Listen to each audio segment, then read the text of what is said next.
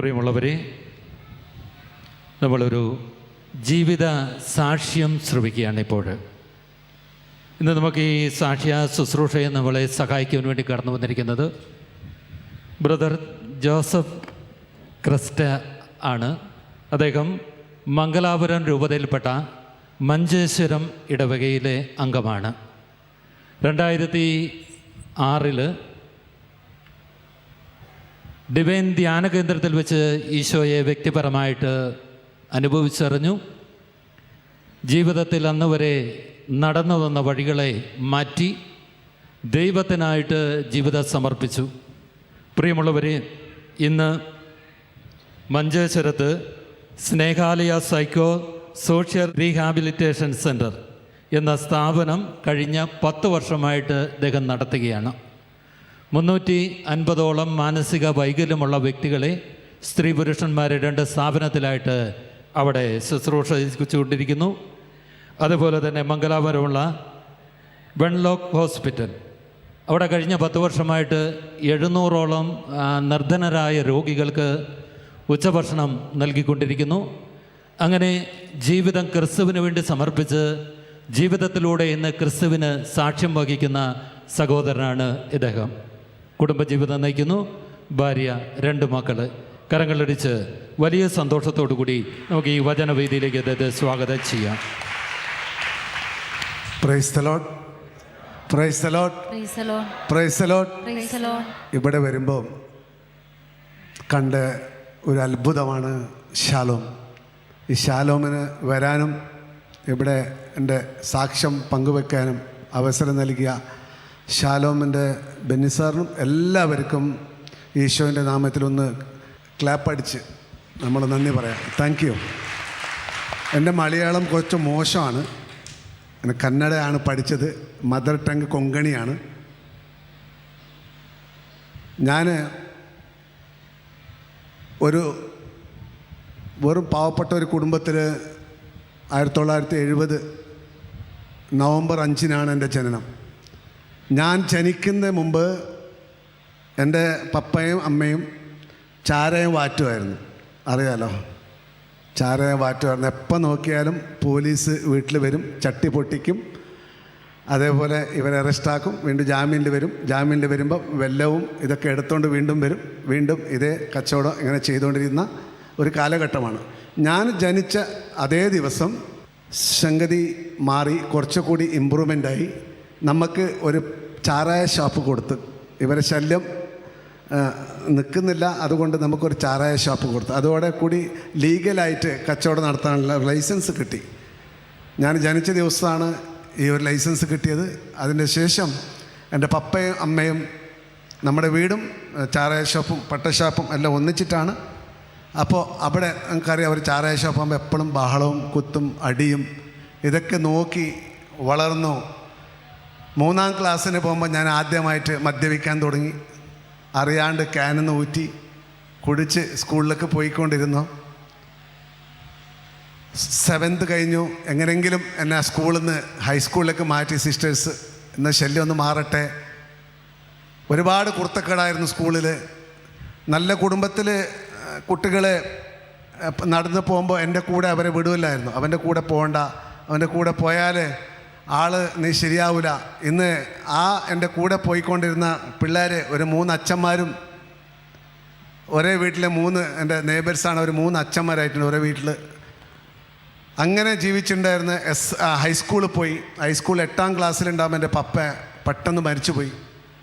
പിന്നെ അമ്മയാണ് ഈ ഷോപ്പ് നോക്കുന്നത്. എൻ്റെ ചേട്ടനും പിന്നെ ഒരു ചേച്ചിയുണ്ട് എനിക്ക്.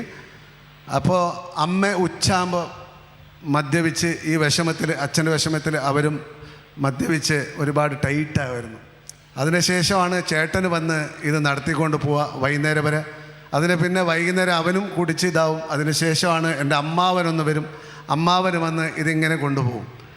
ഇത് SLC എന്തെങ്കിലുമായി. എന്നെ SLC ദൈവാധീനം കൊണ്ട് ഞാൻ തോറ്റു, പഠിക്കാൻ പറ്റിയില്ല. 4 പ്രാവശ്യം എഴുതി എങ്കിലും ജയിച്ചില്ല, തോറ്റു. SLC ആയപാട് പിന്നെ എനിക്കാണ് ചുമതല ഈ ചാരായ ഷാപ്പിൻ്റെ. ഇതൊക്കെ ഒന്നും ശരിയാവില്ല അമ്മ എന്നൊക്കെ പറഞ്ഞ് ഞാൻ ആ വീട്ടിൽ നിന്ന് കുറച്ചും കൂടി അകലെയുള്ള ഒരു വാടക ഷോപ്പിലേക്ക് ഇത് മാറ്റി. എൻ്റെ ചെറുപ്പമാണ്, ചെറിയ വയസ്സാണ്. ഒരുപാട് വേറെ ആളെ ഞാൻ അവിടെ നിർത്തും, പട്ടഷാപ്പിൽ നിർത്തും. ഞാൻ ബൈക്ക് കൊണ്ട് കറങ്ങി എൻ്റെ ഫ്രണ്ട് സർക്കിളിൻ്റെ കൂടെ ഡെയിലി 3 പടം കാണുമായിരുന്നു. അങ്ങനെയാണ് ഞാൻ മലയാളം പഠിച്ചത്. മലയാള പടം കാണുമായിരുന്നു. അതുകൊണ്ട് മലയാളം കുറച്ചും കൂടി നല്ലതാവാൻ തുടങ്ങി. ഇങ്ങനെ ആ കാലഘട്ടത്തിൽ എൻ്റെ ചേട്ടനെല്ലാവരും പറഞ്ഞു, ഇവന് ബൈക്ക് കൊടുത്തിട്ട് കൊല്ലണ്ട, കൊല്ലുന്നെങ്കിൽ അടിച്ചിട്ട് കൊന്നോ. അങ്ങനെ സ്പീഡിലായിരുന്നു ആ കാലഘട്ടത്തിൽ. 86 രാജദൂത്ത് ബൈക്കായിരുന്നു പോകുന്നത്. അങ്ങനെ ചേട്ടൻ എനിക്ക് അറിയാണ്ട് ആ ബൈക്ക് വിറ്റു. പിന്നെ എനിക്ക് ഷോപ്പ് കൊടുത്തില്ല. നീ നടത്തണ്ട, നീ നടത്തിയാൽ എല്ലാം കുളമായിപ്പോൾ, എപ്പോൾ നോക്കിയാൽ അടിയാണ്, എല്ലായിടത്തും അടിയും ഊത്തും. നമ്മുടെ ഒരു ഏരിയ ആണ് സീതാങ്കോളി. ഞാൻ കുമ്പള, കാസർഗോഡിലെ കുമ്പള സീതാങ്കോളിയിലാണ് എൻ്റെ വീട്. ഈ സീതാങ്കോളി എന്ന് പറയുന്നത് 3 പോലീസ് സ്റ്റേഷൻ്റെ പരിധിയാണ്. കാസർഗോഡ്, ബദിയെടുക്ക, പിന്നെ കുമ്പള. ഇതിന് ജംഗ്ഷനാണ്. അപ്പോൾ ഒറ്റ ദിവസം 3 സ്റ്റേഷനിലായിരിക്കും കേസ്. ഇപ്പുറത്തെ ജംഗ്ഷൻ, അപ്പുറത്തെ ജംഗ്ഷൻ, ഈ ജംഗ്ഷൻ, ഇങ്ങനെയാണ് അടി കൂടുന്നത്. അപ്പോൾ ചേട്ടന് പറഞ്ഞ്, നീ ഒന്നും നോക്കണ്ട, ഞാൻ നോക്കി നടത്തിക്കോളാം. അങ്ങനെ ചേട്ടന് ഇത് നടത്തുമ്പോൾ എനിക്ക് പിന്നെ പണിയില്ലാണ്ടായി. ഞാൻ ഈ മാഹിക്കൊക്കെ വന്ന് ക്വാർട്ടറൊക്കെ എടുത്തുകൊണ്ട് പോയി. ഇവിടെ കുറച്ച് വില കുറവാണ്, ഇതൊക്കെ കൊണ്ടുപോയി വിറ്റു. അതേപോലെ കുറച്ചും ചന്ദനം ചെടികളൊക്കെ നാട്ടിലുണ്ട്, അതൊക്കെ വെട്ടി മുറിച്ച് അത് വിൽക്കാൻ തുടങ്ങി. അതേപോലെ വേറെ സ്മഗ്ലിങ്ങിന് എന്തൊക്കെ ബിസിനസ്സിന് ഇങ്ങനെ പോവായിരുന്നു. ഒരു ദിവസം ക്രിസ്മസ് രാത്രിയിൽ നമ്മുടെ 2 ക്ലബ്ബ് ഉണ്ടായിരുന്നു. ഈ ക്ലബിൻ്റെ 2 വിദ്വേഷം ഉണ്ടായിരുന്നു, 2 ക്ലബ്ബുകാരെ കൂടി. അപ്പം നമ്മൾ ഇവിടെ പള്ളിപ്പെരുന്നാളിലൊക്കെ നല്ല ചന്തയിലൊക്കെ നല്ല കൊന്തയും വെന്തിങ്ങൊക്കെ വെച്ചിട്ടാണ് അവിടെ പുറത്ത് ചന്തയിൽ കാണുന്നത്. ഞങ്ങൾ അങ്ങനെയല്ല. മംഗലാപുരത്ത് ബിയർ കൊണ്ടുവന്നു, ചന്തയിൽ വെച്ചു. ഒരു ബിയറിന് അപ്പോൾ 20 രൂപയാണ് ഉണ്ടായിരുന്നു ഒരു ബിയറിന്. ആ ബിയറിന് ഞങ്ങൾ ടോക്കൺ ഇടും. 2 രൂപ ഒരു ബിയറിന് 20 ടോക്കണ്. ഇങ്ങനെ ടോക്കൺ ഇട്ട് ലേലം വിളിച്ച് ടോക്കൺ ആയിരിക്കിട്ട് അവർക്ക് ഇങ്ങനെ ബിയർ കൊടുക്കുന്ന ഒരു പരിപാടിയായിരുന്നു. ഓരോ രാത്രിക്ക് 10-500 ബിയറൊക്കെ ഞങ്ങളവിടെ വിൽപ്പന ചെയ്യും. അപ്പുറത്ത് കൊന്ത കടയൊക്കെ ഉണ്ട്. ആ നേരത്താണ് ക്രിസ്മസിൻ്റെ രാത്രി അവിടെ പള്ളി മുറ്റത്ത് 2 ക്ലബ്ബുകാരുടെ നമ്മളെ ഭയങ്കരമായൊരു പ്രശ്നം നടക്കുന്നുണ്ട്. ഞാനൊരു 3 പേരെ കുപ്പി അടിച്ച് കുത്തി പള്ളിമുറ്റത്ത്. ക്രിസ്മസിൻ്റെ രാത്രിയാണ്, കുർബാന നടന്നുകൊണ്ടിരിക്കുക, ലാസ്റ്റ് കുർബാനയുടെ സമയമാണ്. അങ്ങനെ അതിൽ 3 പേരെ കുത്തി, അവർ ഗുരുതരമായി പരിക്കേറ്റ്. ആ സമയത്ത് നമുക്ക് ഒരു അംബാസഡർ കാറൊക്കെ ഉണ്ടായിരുന്നു. ഈ ചന്ദനം കടത്തുന്ന കാറാണ് കേട്ടോ, കർണാടകയിൽ നിന്നൊക്കെ ചന്ദനം കൊണ്ടുവരുന്ന ബോക്സ് വണ്ടിയാണ്. അപ്പോൾ ആ വണ്ടിയിൽ എന്നെ എൻ്റെ കൂട്ടുകാരൊക്കെ അവിടുന്ന് മാറ്റി നിർത്തി. നെക്സ്റ്റ് ഡേ ക്രിസ്മസാണ്, 25-ാം തീയതി. അന്ന് ഒരുപാട് ആ പ്രശ്നം കൂടുതലായി. അവരൊന്നും കേസും കംപ്ലൈൻറ്റൊന്നും കൊടുത്തില്ല. നമുക്ക് എവിടെ വെട്ടിയോ അവിടെ ഞങ്ങൾ വെട്ടിക്കോളാം എന്ന് പറഞ്ഞിട്ട് അവരും ആ വാശിയിലായിരുന്നു. അതിൻ്റെ ശേഷം അങ്ങനെ പോയിക്കൊണ്ടിരിക്കുമ്പോൾ എൻ്റെ ചേട്ടന് പറഞ്ഞു, നീ നാട്ടിൽ നിന്നാൽ നമ്മളൊക്കെ വഴി നടക്കാൻ വിടില്ല, നീ നാട്ടിൽ വിട്ടോ. അപ്പോൾ അതേ സമയത്തിലാണ് സുള്ളിയ ഇന്ന് എൻ്റെ ഒരു കസിൻ ചേട്ടന് വരുന്നുണ്ട്. പുള്ളി ലോറി ഡ്രൈവറായിരുന്നു. പുള്ളി എന്നോട് പറഞ്ഞു, നീ എൻ്റെ കൂടെ വാ, നിനക്ക് ഞാൻ കനക്കപ്പുരയിലെ മറ്റേ കല്ലയുടെ കോരയിലെ മാനേജറിൻ്റെ പോസ്റ്റൊക്കെ ആക്കി തരാം. അവനും എൻ്റെ പോലത്തെ ഒരാൾ വേണമായിരുന്നു തല്ലുകൂടാനും വഴക്കിടാനൊക്കെ.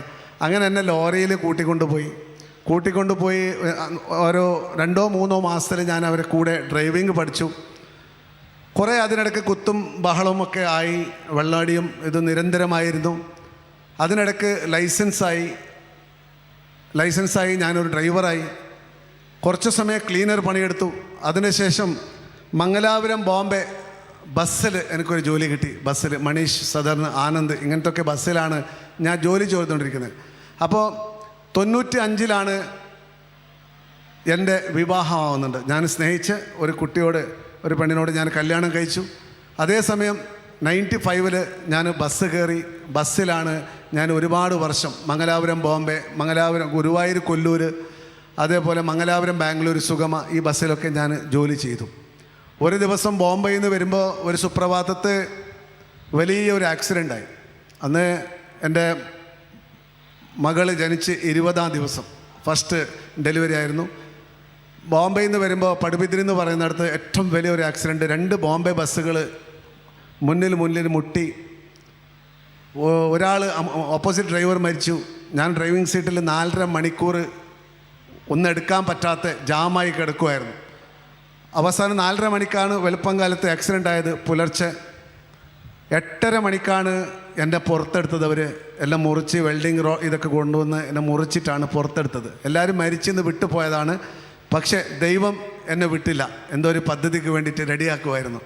അങ്ങനെ മംഗലാപുരം ഹോസ്പിറ്റലിൽ 2 മാസം കിടക്കേണ്ടി വന്നു. ഡോക്ടർ പോലും പറഞ്ഞു ഇവൻ നടക്കാൻ പറ്റുകയില്ല, ഒന്നും നടക്കാൻ പറ്റുകയില്ല. അങ്ങനെ 2 മാസം കഴിഞ്ഞ് ഞാൻ സ്ട്രെച്ചറിലായിരുന്നു. നാട്ടിലൊക്കെ പറയുന്നുണ്ട് ദൈവം ഇതുണ്ട്, ദൈവം ഇല്ലയെന്ന് വെറുതെയാണ് പറയുന്നത്. കണ്ടോ അവന് നടക്കാൻ പറ്റുന്നില്ല, ഒന്നുമില്ല. 20 ദിവസത്തിന് കുഞ്ഞും കൊണ്ട് വളരെ കഷ്ടപ്പെട്ട്, ആരും സഹായിക്കുന്നവരില്ല. വീട്ടിലാണെങ്കിലും അത്ര ഒരു സാമ്പത്തികമായിട്ടൊന്നും ഉണ്ടായിരുന്നില്ല. അവസാനം ഒരു 2 വർഷം വളരെ കഷ്ടപ്പെട്ട ശേഷം 2000 വീണ്ടും ഞാൻ ബോംബെ ബസ് എനിക്ക് വീണ്ടും പോകേണ്ടി വന്നു. പക്ഷേ എനിക്ക് പോകാൻ പറ്റുകയില്ല, ജോലി എടുക്കാൻ പറ്റുന്നില്ല, രാത്രി ഉറക്കം വരും. അത്ര ഞാൻ ഡേ ആൻഡ് നൈറ്റ് ഓടിക്കൊണ്ടിരുന്ന ഒരാൾ ബസ് ഓട്ടാൻ പറ്റുന്നില്ല, നൈറ്റ് പെട്ടെന്ന് ഉറക്കം വരും. ഒരു ദിവസം അതേപോലെ ഉറക്കം വന്ന് മഹാരാഷ്ട്രയിൽ പെട്ടെന്ന് ബ്രേക്ക് അടിച്ചപ്പോൾ ഇതിൽ ബ്രിഡ്ജിൽ പാളി ബസ് നിന്നു. വളരെ പേടിച്ചു പോയി. അതിന് പിന്നെ ബസ്സിൽ പോയില്ല. 2006 യാദൃശ്യമായി ഡിവൈൻ ധ്യാന മന്ദിരത്തിൽ പോകുന്ന ഒരു ചാൻസ് കിട്ടി. 2006 ആ ഡിവൈൻ ധ്യാന മന്ദിരത്തിൽ ആദ്യമായിട്ടാണ് പോകുന്നത്. ആ ഒരു അന്തരീക്ഷവും എനിക്ക് പുതിയതാണ്. ഞങ്ങൾ പോകുമ്പോൾ ബസ്സിൽ ഒരു 4-5 ബിയറൊക്കെ വെച്ചിട്ടാണ് പോയത്. ഞാനൊരു ഹൈന്ദവ സഹോദരൻ്റെ കൂടെ ഉണ്ടായിരുന്നു. അങ്ങനെ പോയി ഒരാഴ്ച അങ്ങനെ വീട്ടുകാരുടെ എല്ലാവരുടെയും ഭാര്യയും പറയുമായിരുന്നു ഒന്ന് രക്ഷപ്പെടാൻ പറ്റും. ഇങ്ങനെ പോയായിരുന്നു. മലയാളം സെക്ഷനാണ് പോയത്. എനിക്ക് മലയാളം വായിക്കാറിയാം കുറച്ചും. അപ്പോൾ അങ്ങനെ മലയാളം സെക്ഷൻ എത്തിയപ്പോൾ അന്ന് ഒരു പാപത്തിന് പറ്റിയ ഒരു ക്ലാസ് ഉണ്ടായിരുന്നു. അപ്പോൾ എൻ്റെ ജീവിതത്തിൽ ആദ്യമായിട്ടാണ് ഞാൻ ശരിക്കും ഒരു കുർബാനം കൂടുന്നത്. നമ്മളെ പള്ളിയിൽ കുർബാനക്കൊക്കെ പോകുമ്പോൾ എൻ്റെ പപ്പയായിരുന്നു ഈ സ്തോത്ര കാഴ്ചക്ക് വരുന്നത്.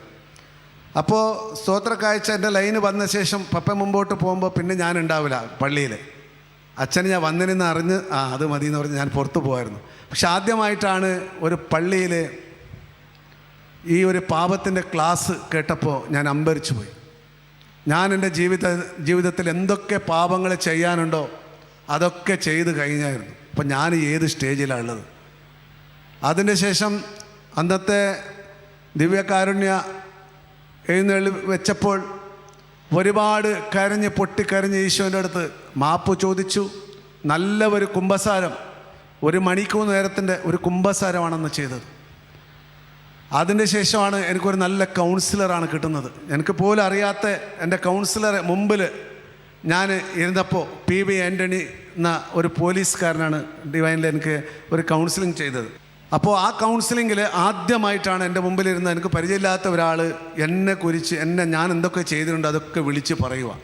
ഞാൻ ആദ്യമായിട്ട് വീണ്ടും പേടിച്ചു പോയി. ദൈവത്തിന് ഈ ഒരു മനുഷ്യൻ എവിടുന്നാണ് ഇത്രയൊക്കെ എൻ്റെ കുറിച്ച് അറിഞ്ഞത്. അപ്പോൾ പുള്ളിക്കാരന് പറഞ്ഞു ഇതെല്ലാം പരിശുദ്ധാത്മാവിൻ്റെ കൃപയാണ്, നിൻ്റോ വലിപ്പമൊന്നല്ല. ദൈവം എല്ലാം അറിയുന്നുണ്ട്, ദൈവം അറിയാത്തതൊന്നുമില്ല. നിന്നെപ്പറ്റി എന്തോ ഒരു ദൈവത്തിന് പദ്ധതി ഉണ്ടെന്ന് വീണ്ടും പ്രാർത്ഥിച്ചു. വീണ്ടും ഒരു അടി കൊടുത്തു. ബസ്സിൽ പോകരുത് ജോസഫേ, അങ്ങോട്ടും ബസ്സിലൊന്നും പോകരുത്, ദൈവത്തിൻ്റെ പദ്ധതിയാണ് നാട്ടിൽ നിൽക്കണമെന്ന് പറഞ്ഞു. എന്ത് ചെയ്യുക, വേറെ ഒന്നും പണി അറിയില്ല. കുറച്ച് നേരം സ്തബ്ധനായി. കുറച്ച് നേരം കഴിഞ്ഞ് പിന്നെ ഞാൻ ചോദിച്ചു, ബ്രദറെ ഓട്ടോറിക്ഷ എടുത്താൽ കൊള്ളാമോ എന്ന് ചോദിച്ചു. അപ്പോൾ പുള്ളി പറഞ്ഞു ദൈവം ഇടപെടുമെന്ന് പറഞ്ഞു. അപ്പോൾ ഒന്നും നോക്കിയില്ല, പിന്നെ ഒന്നും മിണ്ടിയില്ല പുള്ളി. ഞാൻ പിന്നെ നാട്ടിലേക്ക് വന്നു. മംഗലാപുരത്ത് ഒരു ഓട്ടോറിക്ഷ വാങ്ങി. നമ്മൾ ആദ്യം ഡിവൈൻ എന്നൊക്കെ വരുമ്പോൾ ഭയങ്കര ഉത്സാഹം ഉണ്ടാവും, എല്ലാവരും ഹല്ലേലൂയ കൂടുതലുണ്ട്. എൻ്റെ വണ്ടിക്കും ഹല്ലേലൂയ എന്ന് പേരിട്ടു. അപ്പോൾ ഈ മംഗലാപുരം മിലാഗ്രിസ് ക്രോസ് റോഡാണ് എൻ്റെ പാർക്കിംഗ്. അവിടെ ഞാൻ വണ്ടിയിൽ മിണ്ടാതെ ഇരിക്കുമായിരുന്നു.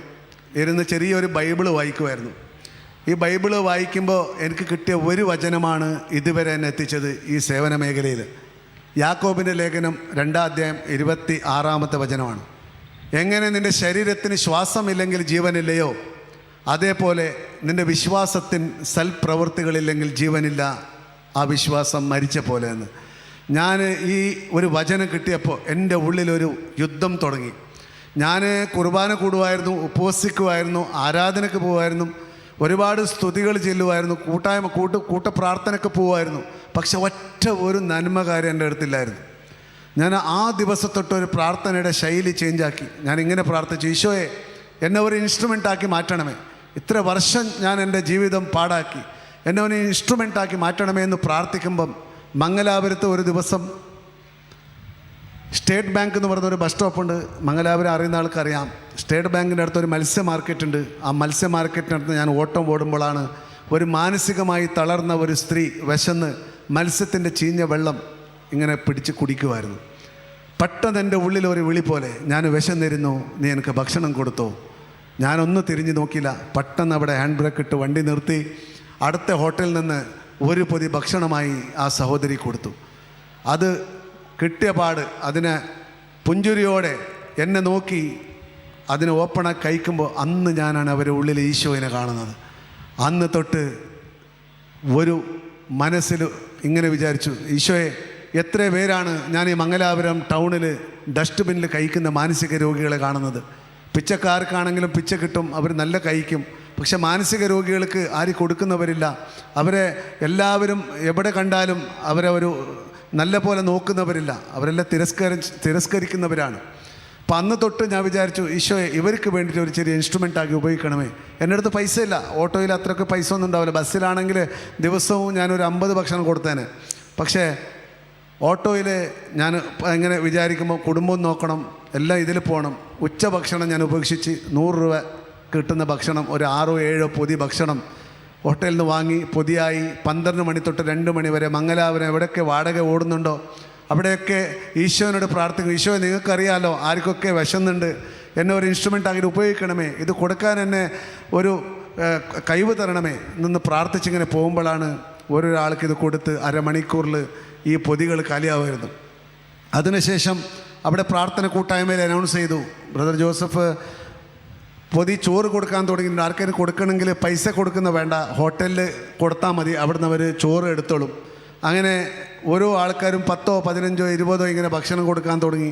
അങ്ങനെ ഒരു 35, 40, 50 ഭക്ഷണം വരെ മംഗലാപുരം ടൗണിൽ ഇത് കൊടുക്കുന്ന ഒരു ഇൻസ്ട്രുമെൻ്റായി ദൈവം എന്നെ ഉപയോഗിക്കുമായിരുന്നു. അങ്ങനെ 2007 ചിക്കുൻ കുഞ്ഞ ബാധിച്ച് ഒരുപാട് ആൾക്കാർ നോർത്ത് കർണാടകയിൽ നിന്ന് വന്ന് ആ മംഗലാപുരം തെരുവോരങ്ങളിൽ കിടന്നിരിക്കുമ്പോഴാണ് അവരെ പക്കയിലേക്ക് പോകുമ്പോൾ എന്നോട് അവർക്ക് കൊടുക്കാൻ ഭക്ഷണമില്ല. ഇവർക്കാണെങ്കിലോ അഡ്മിറ്റ് ചെയ്യാൻ കൂടെ അറ്റൻഡർ ഇല്ലാത്ത അവർ അഡ്മിറ്റ് ചെയ്യില്ല. നാട്ടിലേക്ക് പോകാൻ ഇവർക്ക് ജോലിയില്ല, പൈസയില്ല, ഇവർ രോഗികളായി തെരുവിലാണ്. ആ ഒരു ടൈമിൽ ഞാൻ എന്ത് ചെയ്യണമെന്ന് അറിയുന്നില്ല. ഇത്ര പേർക്ക് കൊടുക്കാൻ ഭക്ഷണമില്ല. എൻ്റെ ഒറ്റൊരു മനസ്സിന് അപ്പോൾ ദൈവം ഇങ്ങനെ ഒരു കാണിച്ചു കൊടുത്തു, ഇവരെ ഹോസ്പിറ്റലിൽ അഡ്മിറ്റ് ചെയ്താൽ ഇവർക്ക് ഭക്ഷണം കിട്ടും, ഉറങ്ങാൻ കിട്ടും, ട്രീറ്റ്മെൻറ്റ് കിട്ടും, എല്ലാം കിട്ടും. പെട്ടെന്ന് ഒരാളെ ഞാൻ കൊണ്ടുപോയി വെൻലോക്ക് ഹോസ്പിറ്റലിൽ ഒരാളെ ഞാൻ അറ്റൻഡറായി എൻ്റെ പേര് കൊടുത്ത് ഇവർ അഡ്മിറ്റ് ചെയ്യാൻ തുടങ്ങി. അങ്ങനെ 10, 30, 35 പേര് 15 ദിവസത്തിന് ഒരു പ്രാവശ്യം അഡ്മിറ്റാവും. അവരെ അസുഖം ഭേദമായപ്പോൾ ഡിസ്ചാർജാക്കും. ചിലവരെ ടിക്കറ്റ് എടുത്ത് നാട്ടിലേക്ക് അയക്കും. ആരില്ലാത്തവർ അവരെ കൊണ്ടുപോയി മദർ തെരേസ വൈറ്റ് ഹൗസ് എന്ന് പറഞ്ഞ ചില സ്ഥാപനങ്ങളുണ്ട്, അവിടെയൊക്കെ അഡ്മിറ്റ് ചെയ്യാൻ തുടങ്ങി. ഇങ്ങനെ 3 വർഷം കംപ്ലീറ്റായി. ആശ്രമങ്ങളൊന്നും സ്ഥലമില്ല, എവിടെ കൊണ്ടുപോകുന്ന സ്ഥലമില്ല. ഈശോയോട് ഇങ്ങനെ പ്രാർത്ഥിച്ചു, ഈശോയെ, എനിക്ക് ഒരു വാടക വീട് താ, അറ്റ്ലീസ്റ്റ് ഇവരൊന്ന് ക്ലീനാക്കിയിട്ട് കൊണ്ടുപോകാൻ. അതേ സമയത്ത് പ്രാർത്ഥിച്ചപ്പോൾ ഞാൻ ഈ സീതാങ്കോളി എന്ന് പറഞ്ഞ സ്ഥലത്ത് എൻ്റെ പപ്പയുടെ ആ വീടിൻ്റെ നമുക്ക് പാർട്ടിഷനായി ഫാമിലിയിൽ എനിക്കൊരു 14 ലക്ഷം റുപ്യ എൻ്റെ ഒരു ഷെയറായിട്ട് കിട്ടി. അപ്പോൾ ഞാൻ ഭാര്യനോടൊന്നും പറഞ്ഞില്ല. ഭാര്യനോട് പറഞ്ഞാൽ തീർച്ചയായിട്ടും അത് വിടൂല. നമ്മ കുടുംബത്തിന് മക്കൾക്ക് ഉള്ളതാണ്. എനിക്ക് 2 മക്കളായിട്ടുണ്ട്. അപ്പോൾ ഒരാണും ഒരു പെണ്ണും. ആദ്യത്തെ പെണ്ണായിരുന്നു, ഞാൻ ആക്സിഡൻ്റ് ആയപ്പോൾ. രണ്ടാമത്തത് ആൺകുട്ടി. അപ്പോൾ ഇവരെന്തായിട്ടും വിടൂല. അപ്പോഴാണ് ഞാൻ പ്രാർത്ഥിച്ചപ്പോൾ ഒരു 21 സെൻറ്റ് സ്ഥലവും ഒരു 3 ബെഡ്റൂമിൻ്റെ വീട് ഈ 14 ലക്ഷം റുപ്യക്ക് എടുക്കാനുള്ള ഒരു കൃപ ദൈവം തന്നു. കർണാടക അതിർത്തിയിലാണ്. നിങ്ങൾ മംഗലാപുരത്ത് നിന്ന് വരുമ്പോൾ തലപ്പാടി ജസ്റ്റ് ക്രോസ്, ആ ടോൾ ഗേറ്റ് ക്രോസ് ആയപ്പോഴാണ് അവിടെ ഉള്ളിൽ റോഡ് കർണാടകയാണ്, നമ്മുടെ സ്ഥലം കേരള. അത്ര അതിർത്തിയിലാണ് എനിക്ക് സ്ഥലം കിട്ടിയത്. അപ്പോൾ എങ്ങനെയാണ് തുടങ്ങേണ്ടതെന്നും അറിയില്ല. പെട്ടെന്ന് വീടെടുത്തു. ഇങ്ങനെ തുടങ്ങേണ്ടതൊന്നും അറിയില്ല. 2009 5-ാമത്തെ ദിവസം വീടെടുത്തിട്ട് ആഗസ്റ്റ് 26 കൽക്കത്ത മദർ തെരേസയുടെ ജന്മദിനമാണ്. അപ്പം അന്ന് പ്രാർത്ഥിക്കുമ്പോൾ എനിക്ക് തോന്നി, നമുക്കൊക്കെ സേവന മേഖലയിൽ പഠിപ്പിച്ച അമ്മയുടെ ഇന്ന് ജന്മദിനമാണ്.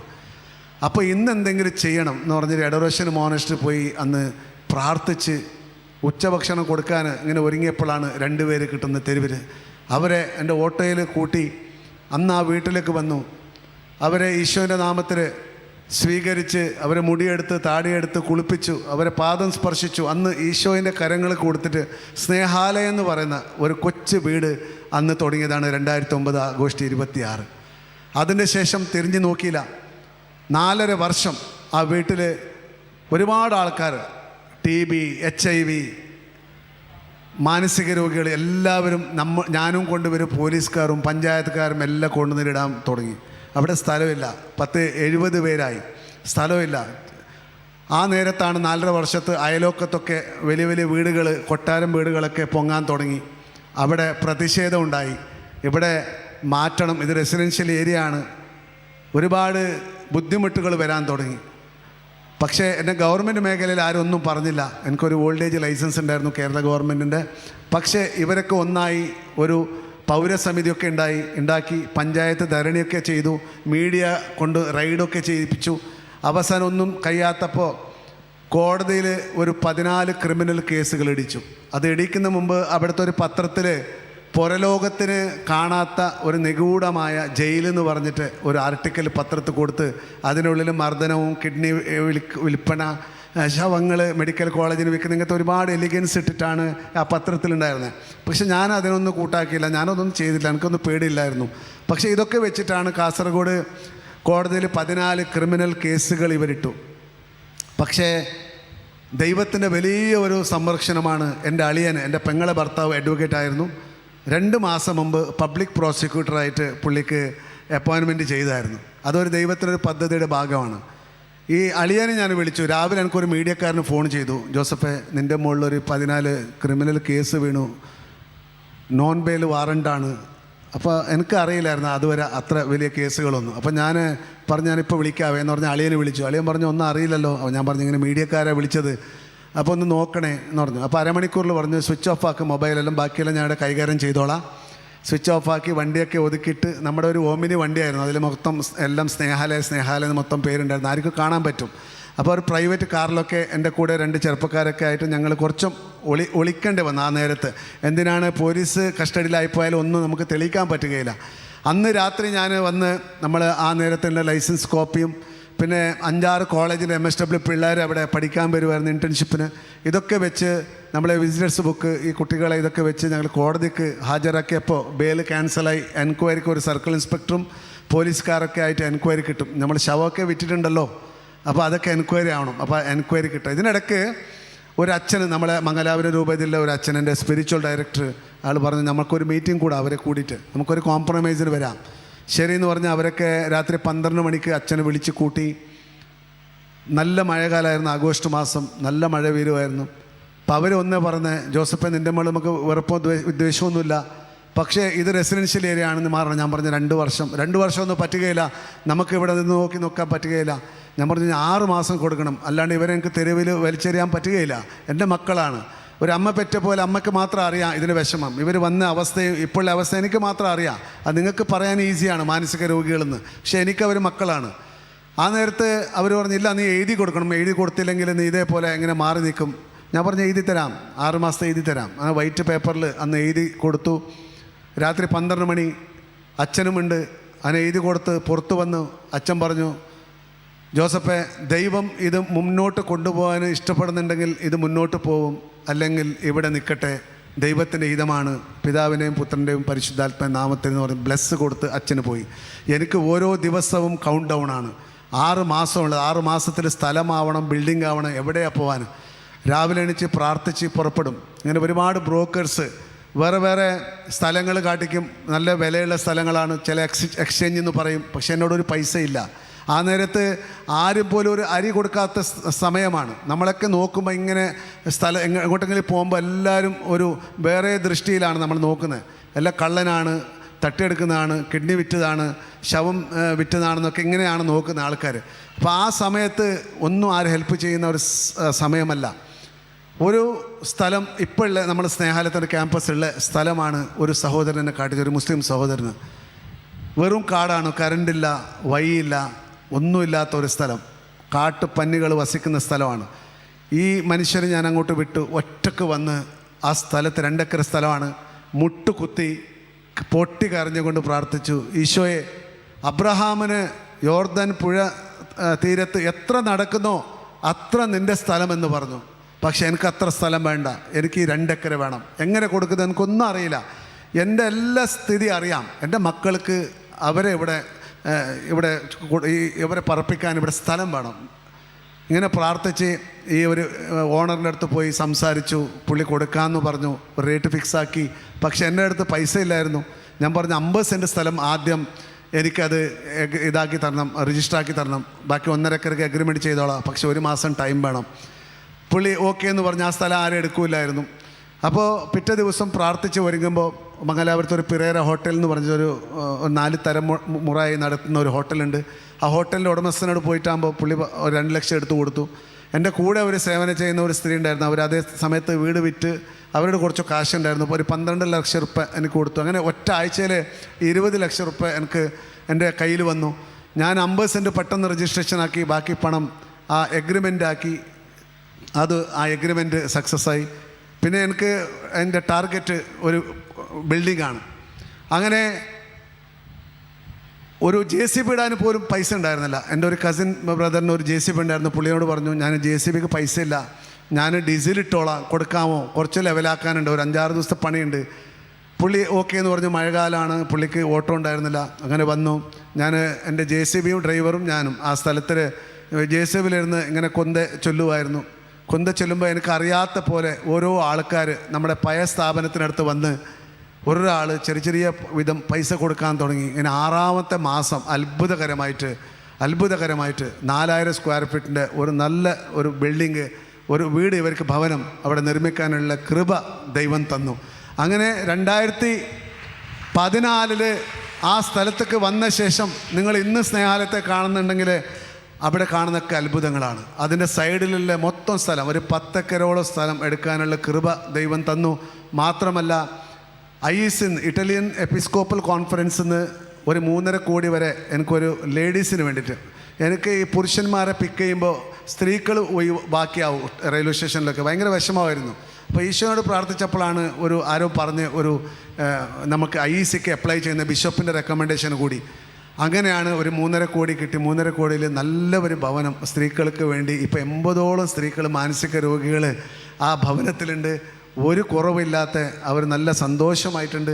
അതുകൂടാതെ അതേ സമയത്തിൽ ഒരാൾ ന്യൂസിലാൻഡിൽ നിന്ന് ഒരാൾ ഇങ്ങനെ നാട്ടിലേക്ക് വന്നപ്പോൾ പറഞ്ഞു, എനിക്കൊരു സ്ഥാപനത്തിൽ എവിടെയെങ്കിലും സേവനം ചെയ്യണം. അപ്പോൾ പുള്ളിയുടെ ബ്രദർ പറഞ്ഞു, സ്നേഹാലയം എന്ന് പറയുന്നൊരു സ്ഥാപനമുണ്ട്, അവിടെ ചോദിച്ചോളൂ, അവരെ നമ്പർ തരാം. അപ്പോൾ പുള്ളി എന്നെ വിളിച്ചിട്ടാകുമ്പോൾ ഞാൻ പറഞ്ഞു, ഇവിടെ റൂമൊന്നുമില്ല, നിങ്ങൾക്ക് തങ്ങാൻ റൂമൊന്നും വേണ്ട, ഞാൻ പേഷ്യൻ്റെ കൂടെ നിന്നോളാം എന്ന് പറഞ്ഞു. അങ്ങനെ പുള്ളി ഒരു 15 ദിവസം നമ്മളെ ഈ രോഗിയുടെ ശുശ്രൂഷ കഴിഞ്ഞ് പറഞ്ഞ് ഞങ്ങൾക്ക് എല്ലാവരും ഒന്ന് മീറ്റിംഗ് വിളിക്കണം, സ്റ്റാഫും ട്രസ്റ്റികളായിട്ട്. അപ്പോൾ നമ്മൾ മീറ്റിംഗ് വിളിക്കുമ്പോൾ എനിക്ക് വളരെ ഇഷ്ടപ്പെട്ടു. ഈ 15 ദിവസം ഞാൻ വളരെ ഹാപ്പിയാണ്. എനിക്കൊരു എന്തെങ്കിലും പ്രൊജക്റ്റ് കൊടുക്കണം. എന്താ വേണ്ടത്? ഞാൻ പറഞ്ഞു, എനിക്കൊരു ചാപ്പിൾ വേണം, എനിക്ക് പ്രാർത്ഥിക്കാനോ കുർബാന ചൊല്ലാൻ ഒരു ചാപ്പിളില്ല.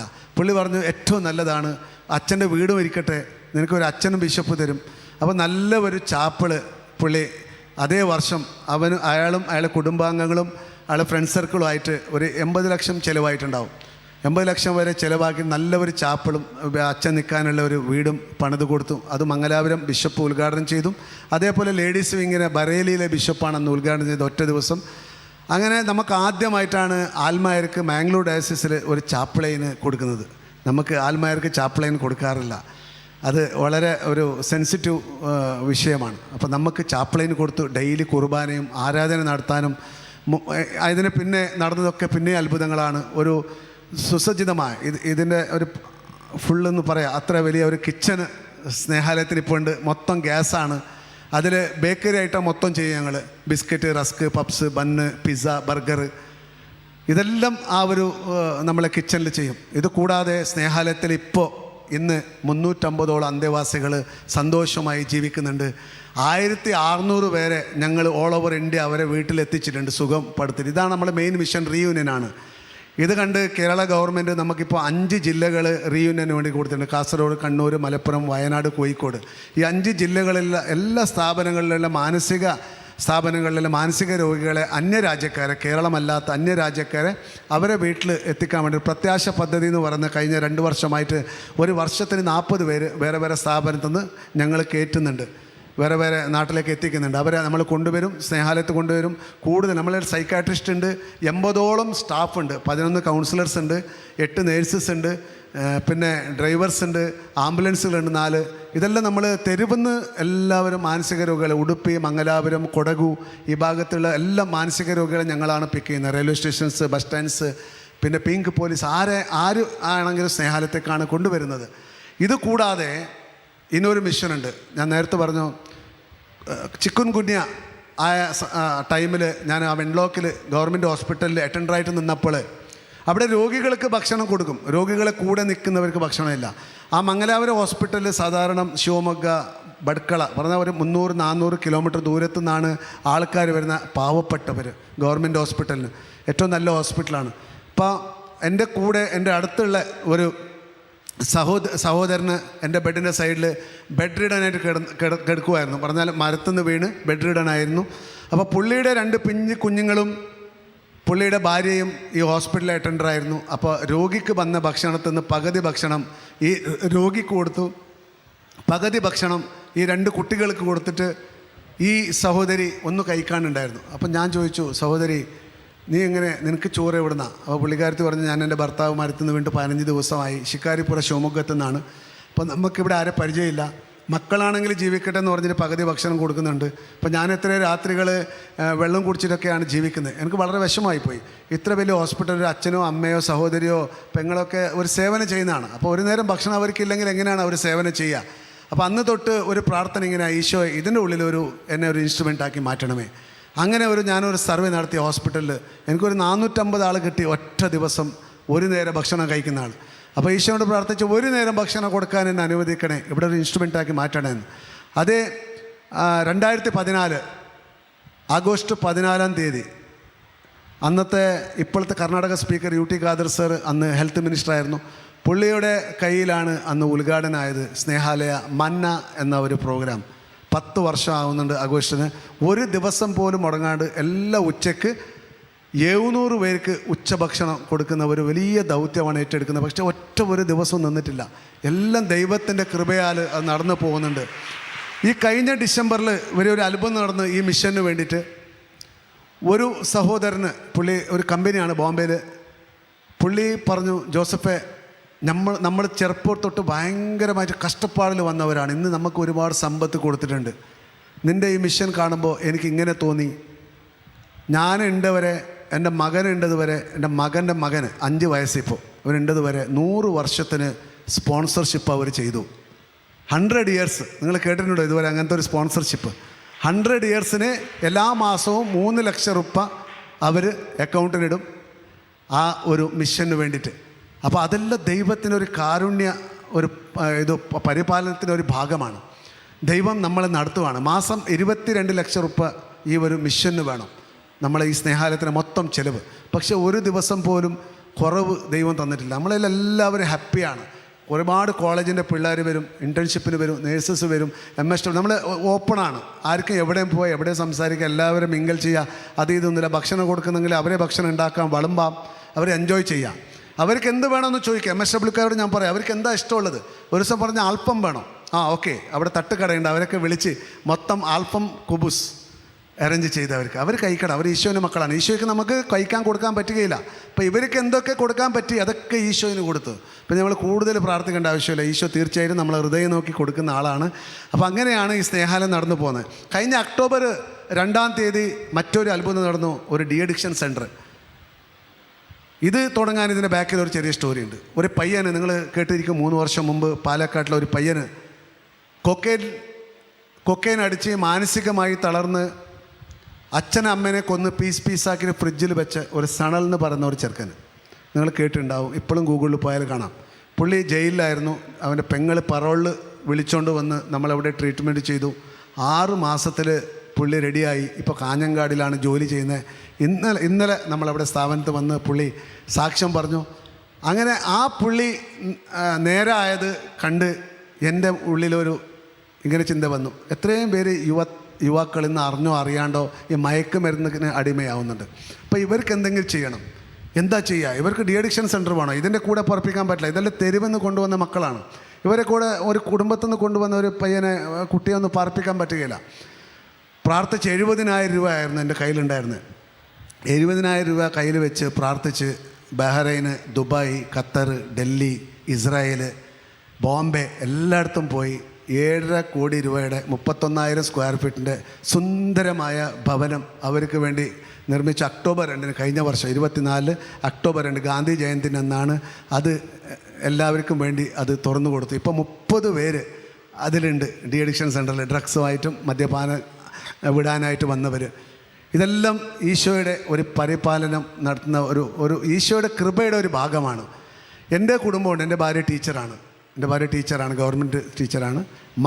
മകളെ ഭർത്താവ് 2 പേരും ഇസ്രായേലിലാണ്. അവരവിടെ കെയർടേക്കർ ജോലി ചെയ്യുവാണ്. എൻ്റെ മകന് വക്കീലാണ്. ഈ വർഷം അവന് അഡ്വക്കേറ്റായി. അവനോട് ഞാൻ പറഞ്ഞാണ് എൻ്റെ കേസ് ഇട്ടപ്പോൾ, മോനെ നമുക്ക് എല്ലാവരും സ്റ്റാഫ് കിട്ടും, വക്കീൽ കിട്ടൂല. എന്നെ വക്കീലാണ് പേടിപ്പിച്ച് പകുതിയൊക്കെ എന്നെ പേടിപ്പിച്ച് കളഞ്ഞത്. അപ്പം നീ എന്തായിട്ടൊരു വക്കീലാണ്, നമുക്ക് ഈ സ്ഥാപനമൊക്കെ വലുതാകുമ്പോൾ നീ പ്രാർത്ഥിച്ചിട്ടൊരു വക്കീലാണ്. അവന് ദൈവാധീനം കൊണ്ട് ഈ വർഷം SDM ലോ കോളേജിൽ പഠിച്ച് വക്കീലായി. നല്ല ഒരു ദൈവത്തിൻ്റെ കൃപയാൽ ഇപ്പം എൻ്റെ കൂടെ മിഷന് അവനും എൻ്റെ ഭാര്യ എല്ലാവരും ഉണ്ട്. ഈ ആദ്യം തുടങ്ങിയ കാലഘട്ടം ഞാൻ നേരത്തെ പറഞ്ഞ പോലെ ആ വീട് വാങ്ങിയപ്പോൾ 1 വർഷം എൻ്റെ ഭാര്യനോട് സംസാരിച്ചിട്ടില്ല.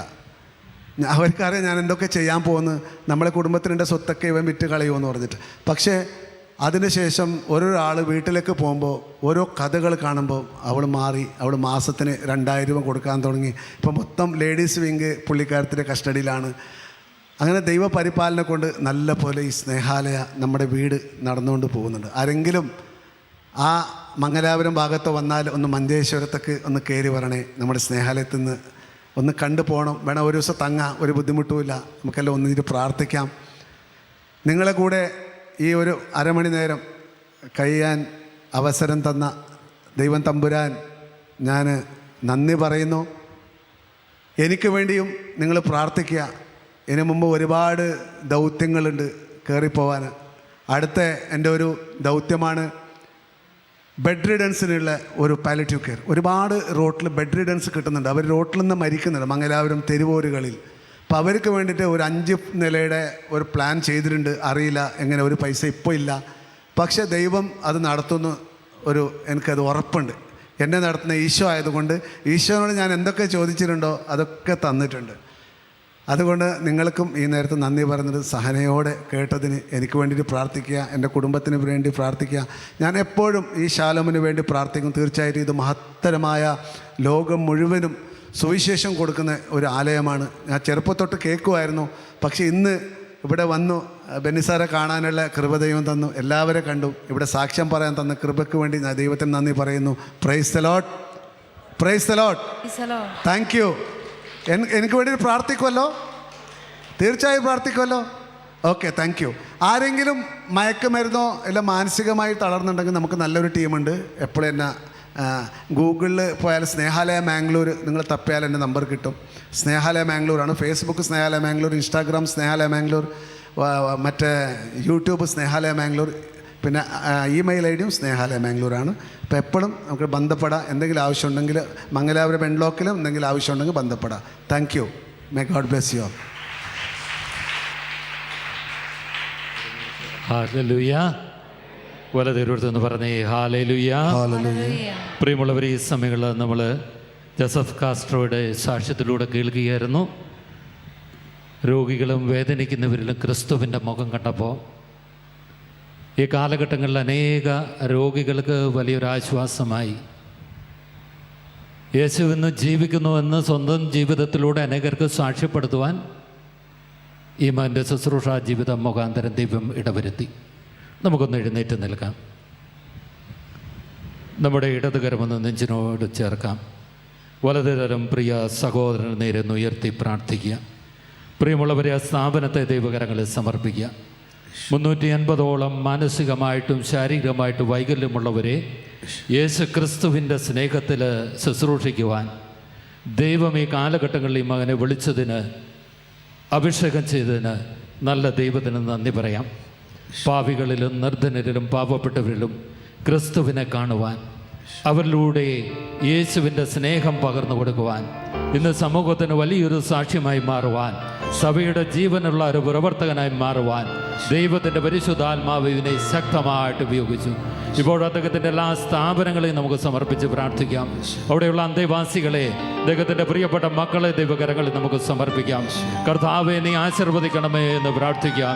ഇനിയും ദൈവരാജ്യത്തിന് വേണ്ടി വലിയ സ്വപ്നങ്ങൾ കാണുവാൻ, പുതിയ സ്വപ്നങ്ങൾ കാണുവാൻ, ധീരമായി തീരുമാനമെടുത്ത് മുമ്പോട്ട് പോകുവാൻ സ്വർഗം തുറന്നിമാൻ അനുഗ്രഹിക്കണമേ എന്ന് പ്രാർത്ഥിച്ച് നമുക്കൊന്ന് ചേർന്ന് സ്തുതിച്ച് പ്രാർത്ഥിക്കാം. Hallelujah, hallelujah, hallelujah. കർത്താവേ, ഇവന്റെ എല്ലാ ശുശ്രൂഷകളെ നീ ആശീർവദിക്കണമേ. ഈ മന്റെ സ്ഥാപനത്തിൽ നീ കടന്നു വരണമേ. ഈ മനിലൂടെ നീ പ്രവർത്തിക്കണമേ. അനേക മക്കൾക്ക് ആശ്വാസമായി തീരട്ടെ. Hallelujah, hallelujah, hallelujah. യേശുവേ, ആരാധന, ആരാധന. യേശു നാമത്തിൽ ഞങ്ങൾ പ്രാർത്ഥിക്കുന്നു. യേശു നാമത്തിൽ ഞങ്ങൾ അനുഗ്രഹിച്ച് പ്രാർത്ഥിക്കുന്നു. Hallelujah, hallelujah, hallelujah, hallelujah. പരിശുദ്ധാത്മാവേ, ദാസരിൽ നിറയണമേ, നിറഞ്ഞു കവിയണമേ, കവിഞ്ഞൊഴുകണമേ. പരിശുദ്ധാത്മാവേ, ദാസരിൽ നിറയണമേ, നിറഞ്ഞു കവിയണമേ, കവിഞ്ഞൊഴുകണമേ. നമുക്ക് ശാന്തമായിട്ടിരിക്കാം.